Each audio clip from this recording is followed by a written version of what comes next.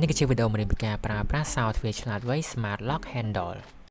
ជាដំបូងយើងត្រូវយកពុម្ពដើម្បីមកវាស់ដើម្បីឃ្វាងជាមួយនឹងសោទ្វាររបស់យើងសិនទៅឬមួយក៏យើងអាចវាស់ជាមួយនឹង Lock Case ក៏បានដែរហើយចំពោះសោទ្វារមួយហ្នឹងយើងធ្វើការឃ្វាងដូចជាមួយនឹងសោទ្វារធម្មតារបស់យើងអញ្ចឹងចំពោះចំហៀងទ្វារយើងធ្វើការឃ្វាងដោយស្មើជាមួយនឹង Lock Case របស់យើងទៅហើយសោទ្វារហ្នឹងយើងអាចធ្វើការដូរខាងរបស់វាក៏បានដែរឧទាហរណ៍ទ្វាររបស់យើងចេញចូលខុសគ្នាយើងអាចក្លាប់មួយមកដើម្បីយើងធ្វើការបដូរទិសដៅរបស់សោទ្វាររបស់យើងអញ្ចឹងនៅពេលដែលយើងឃ្វាងហើយយើងសោក Lock Case របស់យើងចូលទៅ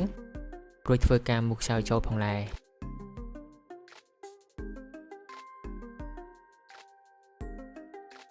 រួចយើងយកដៃទ្វាររបស់យើងមកសោកចូលជាមួយនឹងកលឹះដៃរបស់វាហ្នឹងហើយដែកមួយហ្នឹងយើងអាចធ្វើការកាត់ឲ្យស្មើជាមួយនឹងសាច់ទ្វាររបស់យើងដើម្បីកុំឲ្យវាទៅជាមួយនឹងសោទ្វារម្ខាងទៀតរួចមកយើងសោកវាចូលជាមួយនឹង lock case របស់យើងអញ្ចឹងដែកដែលនៅសល់ហ្នឹងគឺអាស្រ័យទៅលើសាច់ទ្វាររបស់អ្នកទាំងអស់គ្នាឯងអញ្ចឹងយើងលៃមិនដើម្បីឲ្យស្មើជាមួយនឹងសាច់ទ្វាររបស់យើងដើម្បីដាក់ទៅកុំឲ្យកល់រួចយើងយកដៃទ្វារម្ខាងទៀតមកសោកខ្សែភ្លើងចូលទៅក្នុងប្រឡោះដែកហ្នឹងទៅហើយជំយើងសោកដៃទ្វារចូលតាមក្រោយអញ្ចឹងយើងសោកឲ្យចំប្រឡោះរបស់វាទៅរហូតដល់វាអឹបគ្នាបានល្អបន្ទាប់មកយើងយកខ្សៅមូលដើម្បីឲ្យវាជាប់គ្នា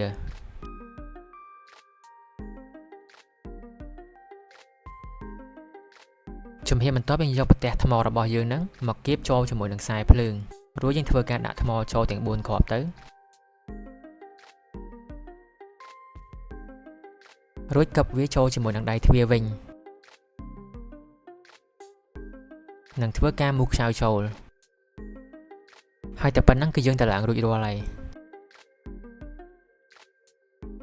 ដើម្បី add admin យើងចុចលេខ1លេខ0និងធុងឈូករួចវាលេខពាក្យសម្ងាត់ system គឺ1 2 3 4 5 6រួចចុចធុងឈូក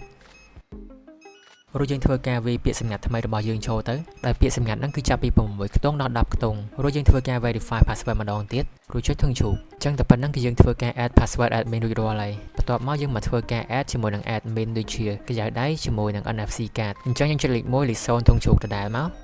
រួចវាលាយពាក្យសម្ងាត់ admin របស់យើងចូលមិញហ្នឹងរួចយកម្រាមដៃរបស់យើងមក scan ចាំកន្លែង sensor របស់វានឹងមកនិងដកដាក់ចំនួន5ដងហើយតែប៉ុណ្្នឹងគឺយើង scan ម្រាមដៃបានហើយចំពោះ add card គឺដូចគ្នាដែរយើងចុចលេខ1លេខ0ធុងឈូករួចវាបញ្ចូលលេខពាក្យ admin របស់យើងនិងចុចធុងឈូកបន្ទាប់មកយើងយក card ហ្នឹងមក tap ចាំកន្លែងសោទ្វាររបស់យើងទៅគឺវា scan ហើយដើម្បី add user គឺយើងចុចលេខ1លេខ0ធុងឈូកដដែលមកហើយត្រូវចាំថាដើម្បី add user បានតើតើយើង add admin បាន3 user សិនអញ្ចឹងនៅពេលដែល add user ទី4ចូលមានន័យថា user ក្រោយៗហ្នឹងគឺជា user ធម្មតាទាំងអស់មិនមែនជា admin នោះទេអញ្ចឹងយើងវាលេខកូដ admin របស់យើងចូលទៅតែប៉ុណ្ណឹងគេឲ្យយើងធ្វើការ add user ចូលបានហើយអញ្ចឹងយើងអាចធ្វើការ scan ម្រាមដៃក៏បាន add លេខកូដក៏បានឬមួយក៏ add card ថ្មីក៏បានដែរជំហានដំបូងយើងត្រូវ download ជាមួយនឹង app Tuya Smart នៅក្នុង App Store ឬមួយក៏នៅក្នុង Play Storeបន្ទាប់ពី download ហើយត្រូវបង្កើត account Tuya ជាមួយនឹង email របស់អ្នកទាំងអស់គ្នាសិនហើយយើងធ្វើការបើក Bluetooth នៅក្នុងទូរស័ព្ទដៃរបស់យើងផងដែររួចយើងចុចលេខ9ធុងឈូកនៅលើសោទ្វាររបស់យើងហើយធ្វើការវាយពាក្យសម្ងាត់ admin របស់យើងចូលហើយចូលទៅកាន់ app Tuya រួចចុចសញ្ញាបូកនិងចុចពាក្យ add device ហើយយើងចុចសញ្ញាសោទ្វារវា load មកនឹងមករួចធ្វើការរងចាំវាបន្តិចទៅវានឹងធ្វើការ connect ឲ្យយើងហើយរួចចុចពាក្យដាន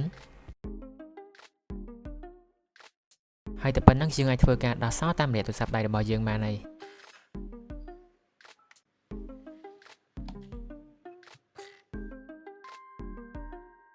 ចំពោះមុខងារនៅក្នុង setting មួយនេះវិញគឺជាមុខងារ double verification ដែលជាមុខងារសុវត្ថិភាពមួយដែលយើងតម្រូវឲ្យដោះសោ2តង់សម្រាប់សមាជិកធម្មតាអញ្ចឹងនៅពេលដែលមាន user ធម្មតាធ្វើការដោះសោវានឹងផ្ញើ notification ចូលទៅកាន់ទូរស័ព្ទដៃរបស់យើងដើម្បីយើងធ្វើការ verify ដើម្បីបើកសោឲ្យគាត់បានហើយមុខងារមួយហ្នឹងក៏វាជួយសុវត្ថិភាពរបស់យើងបានមួយកម្រិតផងដែរ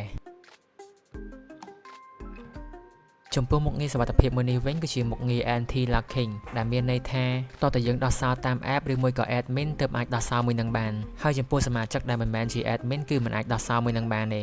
អញ្ចឹងតើតើយើងជា admin ទើបយើងអាចធ្វើការដោះសោមួយនេះបាននៅពេលដែលមុខងារមួយនេះត្រូវបានបើកហើយនៅក្នុង setting ហ្នឹងយើងអាចធ្វើការសេរីកម្រិតសំឡេងបានផងដែរដែលវាមាន mute low normal និង high ដែល high មានន័យថាវាឮសំឡេងខ្លាំងជាងគេយើងចុច OK មកដើម្បីធ្វើការ set